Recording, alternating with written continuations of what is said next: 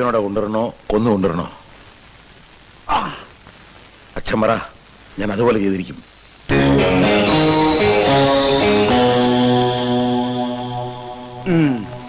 അങ്ങനെ പട മേടിച്ച് പന്തളത്തി നിന്നപ്പോ അവിടെ ഒരു പ്രശ്നമില്ല. അത് നിന്റെ ലക്ക്.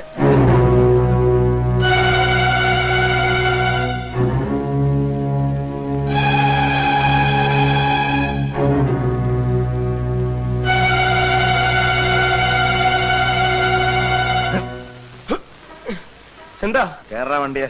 എന്തിന്? ആദ്യം വണ്ടിയെ കേറാ. വിളിച്ചേ, ഇവനെ വീട്ടിലേക്ക് കൊണ്ടുപോയെന്ന് പറഞ്ഞത്.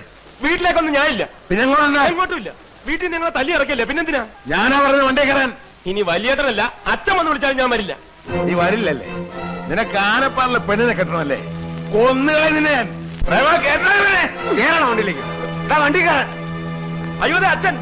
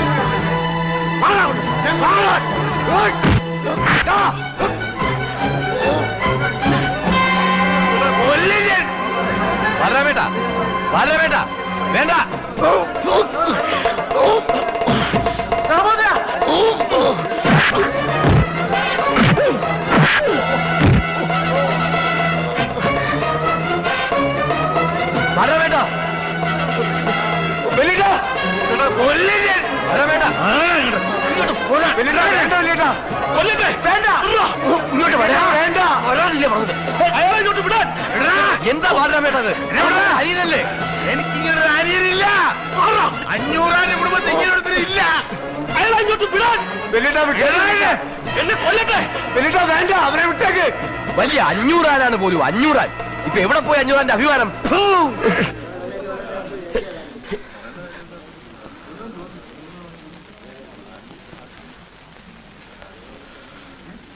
വഴി കിടന്ന് തെരുവ് പട്ടികളെ പോലെ തമ്മിലടിച്ച് ചാകാനാണ് 500 മക്കളുടെ വിധിയെങ്കിൽ ആയിക്കോ, എന്ത് വേണമെങ്കിലും ആയിക്കോ.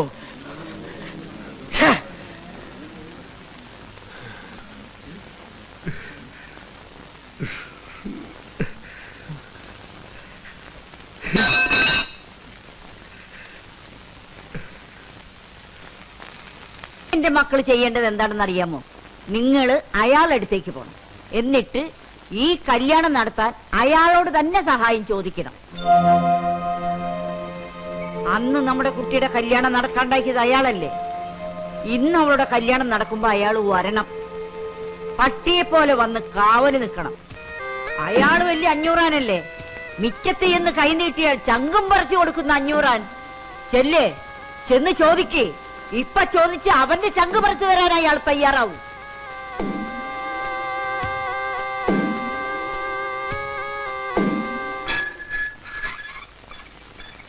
നിക്കണവിടെ. ആരുടെ ചോദിച്ചാൽ പഠിക്കാത്ത കയറിയേ? ബാലരാമ, ഞങ്ങൾ വഴക്കുണ്ടാക്കാൻ വന്നതല്ല. പിന്നെ സംബന്ധം ആലോചിക്കാൻ വന്നായിരിക്കും. സഹായം ചോദിച്ചു വരുന്നവരെ 500 ആട്ടി പുറത്താക്കൂലെന്നാ കേട്ടിട്ടുള്ളത്. സഹായം വേണ്ട, അതെ ഇങ്ങോട്ട് കയറ്റിവിടെ.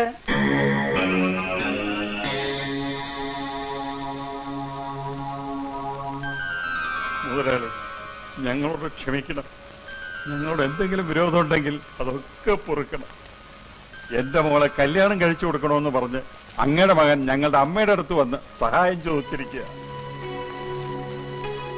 അമ്മയ്ക്ക് മുതലാളിയെ തോപ്പിക്കണമെന്ന് മാത്രമേ ഉള്ളൂ. അതിനുവേണ്ടി ഞങ്ങൾ നിശ്ചയിച്ച കല്യാണം പോലും തടഞ്ഞിട്ട് അവന് കല്യാണം കഴിച്ചു കൊടുക്കാൻ പോവുക. എന്നാലും ഞങ്ങൾ നിശ്ചയിച്ച കല്യാണം തന്നെ നടത്തണമെന്നാ ഞങ്ങൾക്ക്. പിന്നെ അമ്മയൊന്നും തടയാൻ വന്ന ഞങ്ങൾക്ക് എന്തെങ്കിലും ചെയ്യേണ്ടി വരും. അങ്ങനെ എന്തെങ്കിലും സംഭവിച്ചു പോയാൽ മുതലാളി ഞങ്ങളോട് ഒന്നും ചോദിക്കരുത്. വേണ്ട, നിങ്ങൾ അവനോടൊന്നും ചോദിക്കണ്ട. ചോദ്യമൊക്കെ ഞാൻ ആയിക്കോളാം. നിങ്ങൾക്ക് ആ കല്യാണം നടത്തി കിട്ടിയാ പോരെ, അത് ഞാൻ നിന്ന് നടത്തി തരും. ബാലരാമ, ലോകത്തിൽ ആരുടെ മുമ്പിൽ തോറ്റാലും അവന്റെ മുമ്പിൽ തോക്കാൻ പാടില്ല. തോറ്റാൽ പിന്നെ 500 ഇല്ല. ഇവിടെ പോയി നിങ്ങളുടെ അച്ഛന്റെ പകയും പ്രതികാരം പദവിയൊക്കെ വലിയ 500 500. സ്വന്തം മകനെ തോപ്പിക്കാൻ വേണ്ടി അവരുടെ കല്യാണത്തിന് കാവല് നിൽക്കാൻ പോണു. കാവല് നിൽക്കാൻ നിങ്ങളുടെ അച്ഛനാരാ? ഗൂർക്കയോ? ഓല്ല പിന്നെ. ഈ സമയത്താണ് ചൂടാവണത്. ചൂടാവാൻ പിന്നെ സമയം കാലൊക്കെ ഉണ്ട്. എന്നാ ഞാൻ സമയമൊക്കെ ഉണ്ട് എഴുതിട്ടാ മറ്റു കൊല്ലും. ഞാൻ തളർന്നിരിക്കുമ്പോ എന്നെ കൊണ്ട് അക്രമം ചെയ്യിപ്പിക്കില്ലേ? അല്ല, അതെ, സ്വന്തം മക്കളുടെ കല്യാണം നടത്തി കൊടുക്കാത്ത ആ മനുഷ്യൻ എന്ത് അവകാശം ഉണ്ടായിട്ട് ആനപ്പാറയിലെ ആ പെണ്ണിന്റെ കല്യാണം നടത്താൻ പോണേ? എന്റെ പൊന്നു കൊച്ചമണി, കുറെ നേരമായല്ലോ നീ കിടന്ന് കാറണേ. കാറും ഇനിയും കാറും. എനിക്ക് അത്രയ്ക്ക് സങ്കടമുണ്ട്. തൽക്കാലം പുറത്തുനിന്ന് സങ്കടം എടുക്കണില്ല. ഇപ്പൊ തന്നെ ഞങ്ങളുടെ കയ്യിൽ ഇഷ്ടം പോലെ സങ്കടം ഉണ്ട്. പുറത്തുനിന്ന് എടുക്കുമ്പോ ഞാൻ നിന്നോട് പറയാം. ഇത് വലിയ മാരണായില്ലോ. എടാ രാമഭദ്ര, നീ ഇങ്ങനെയുടെ വാക്കും കേട്ടോണ്ടിരുന്ന ആയുഷ്കാലം മുഴുവനും നീ ഇങ്ങനെ ഈ ഇരിപ്പിരിക്കേണ്ടി വരും. എടാ നമുക്ക് പോണോടാ. അച്ഛനല്ല ഏത് കൊലകൊമ്പം വന്നാലും നമുക്ക് പോയി ആ കല്യാണം മുടക്കണം. നീ ആ പെണ്ണിനെ കെട്ടണം. ഇതാരാണ് ഈ നേരത്ത്? അച്ഛനോ മറ്റോ ആന്നോ?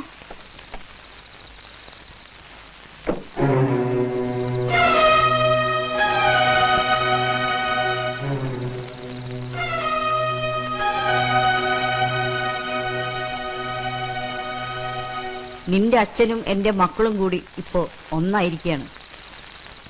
ഇനി അവരെ തോൽപ്പിക്കണമെന്നും നിന്റെ അച്ഛനെ തോൽപ്പിക്കണമെന്നും എനിക്കില്ല. എനിക്കെന്റെ കുട്ടിയുടെ ജീവിതമാണ് വലുത്. അവൾക്ക് വേണ്ടി നിന്റെ കാല് ഞാൻ പിടിക്കുകയാണ്. നീ അവളുടെ കഴുത്തിൽ താലി കെട്ടാൻ വരും എന്നുള്ള ഉറപ്പിലാണ് ഞാൻ അവളെ ആ കല്യാണ പന്തലിലേക്ക് അയക്കണത്. നീ അവളെ ചതിക്കരുത്.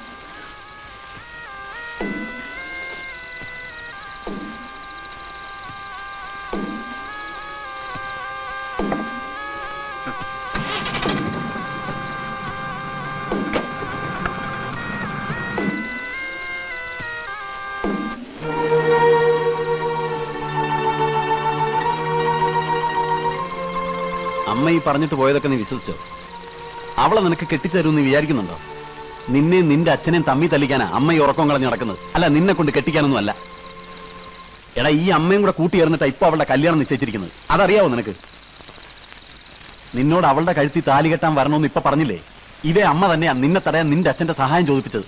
എടാ, ഇത് അടവാണ്. നിനക്ക് അവളെ കിട്ടുമെന്നായപ്പോ എവന്റെ ചേട്ടന്മാര് പുതിയ അടവായിട്ട് അവനെ പറഞ്ഞു വിട്ടിരിക്കുകയാണ്. കെട്ടാനും കെട്ടിക്കാനും ഒക്കെ ഞങ്ങൾക്കറിയാം. ഇറങ്ങിപ്പോടാ രാമഭദ്ര, ഇറങ്ങിപ്പോടാ പുറത്ത്. ഇറങ്ങിപ്പോടാ പട്ടി. മൂക്കിടിച്ചാൻ പരത്തികളെയും പന്നി. രാമഭദ്ര,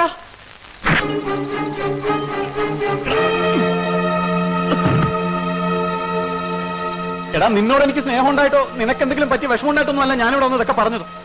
നിന്നെ കുറിച്ച് ഓർത്ത് വിഷമിക്കുന്ന ഒരു പെണ്ണെന്റെ വീട്ടിലുണ്ട്. അവള് പറഞ്ഞിട്ടാ നിങ്ങൾ അച്ഛനും മക്കളും വെട്ടിച്ചാരുമെന്ന് പറയാം. പിന്നെ അവള് ജീവിച്ചിരിക്കില്ലാന്ന് പറയാം.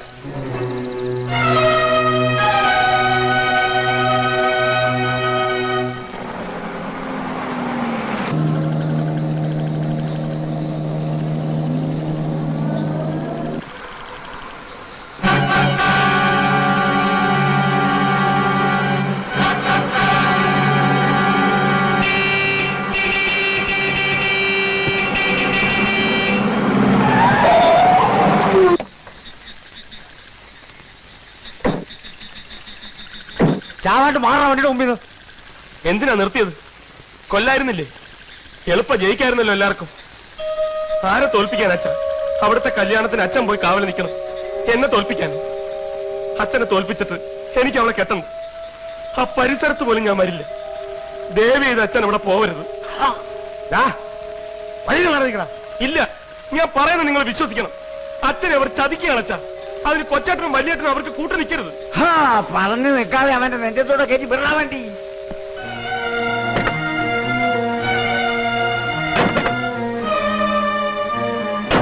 ഞാൻ പറയുന്നൊന്ന് കേൾക്ക്. ഞാൻ വരില്ല എന്ന് പറഞ്ഞാൽ വരില്ല. നിങ്ങളും അവിടെ വരരുത്. ആ കല്യാണം നടത്തരുത്. അച്ഛൻ തോൽക്കരുത്. എനിക്ക് എന്റെ അച്ഛനാ വലുത്.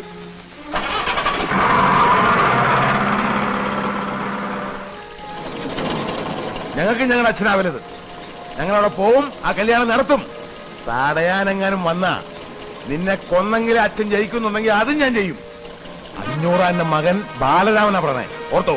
എന്നാൽ അതേ 500 മോൻ രാമഭദ്രൻ പറയുന്ന ഓർത്തോ? ഞാൻ അവിടെ വരും. നിങ്ങൾ നടത്താൻ ഉദ്ദേശിക്കുന്ന കല്യാണം ഞാൻ തടയും. എനിക്ക് ജയിക്കാൻ വേണ്ടിയിട്ടല്ല, എന്റെ അച്ഛന് ജയിക്കാൻ വേണ്ടിയിട്ട്. നമുക്ക് കാണാടാ. കാണാം. കാണാം.